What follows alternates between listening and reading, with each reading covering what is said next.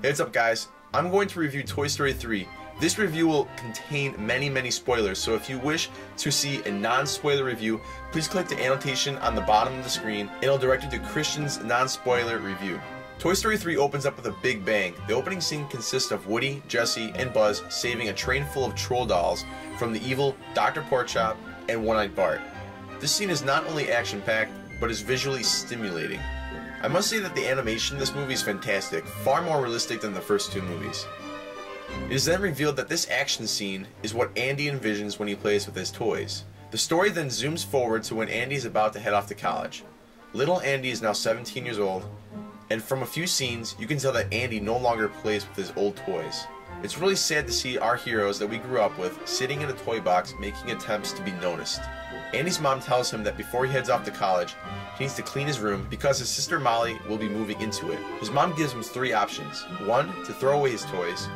2, to put them in the attic. And 3, to donate them to Sunnyside Daycare. Andy chooses to put his toys in the attic, but he also chooses to keep Woody and bring him to college. He puts the rest of his toys in a trash bag and heads for the attic. He's distracted and leaves the bag in the hall. But who comes Andy's mom with a trash bag? She thinks the toys are garbage, so she picks them up and puts them on the curb. Meanwhile, the toys inside think that Andy is throwing them away.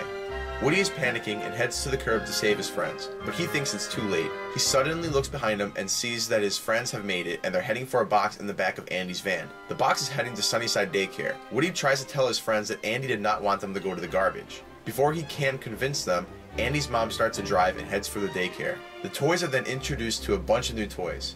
Andy's toys love it, except for Woody. Woody knows that Andy needs them and decides to head back home by himself. Andy's toys are in a room for a bunch of 2- and 3-year-olds that do not know how to take care and play with toys.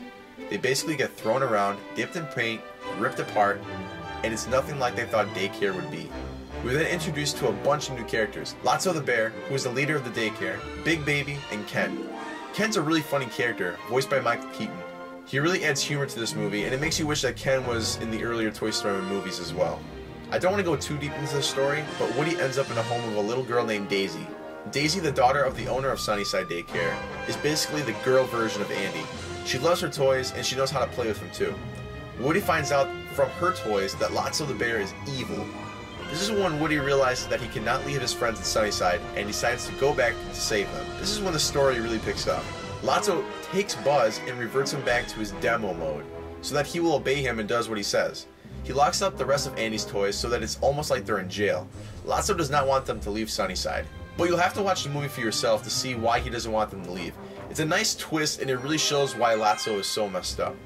But without giving too much of the ending, this is where the story really turns into a prison break adventure. Woody's able to almost get his friends out of daycare, but Lotso is always one step ahead of them. A few twists and turns, and the toys and Lotso find themselves at a garbage dump. The movie actually gets pretty dark here. You don't know if the toys are even going to make it.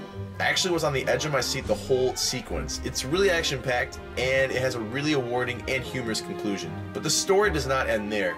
The toys need to go back before Andy leaves. Now I know this is a spoiler review, but I cannot give away the final scene. This is something you need to experience yourself. This is because the last scene is filled with so much emotion and heart. You see that Andy still truly loves his toys, but it's also time to say goodbye. Many people around me were crying, but it was tears of joy. I would be lying if I said I didn't feel a little emotional at the end too. These characters have so much heart and soul to them. It is not set in stone that this is the last Toy Story, and they did leave it open for more sequels. But if this is the last, it is a very satisfying and fitting end to such a beloved series. Unkrich, the director of Toy Story 3, really did a fantastic job, and we personally thank him for it. Personally, I always liked Toy Story 2 over the first, although I still love the first. But I can honestly say that Toy Story 3 is just as good as Toy Story 2, if not better.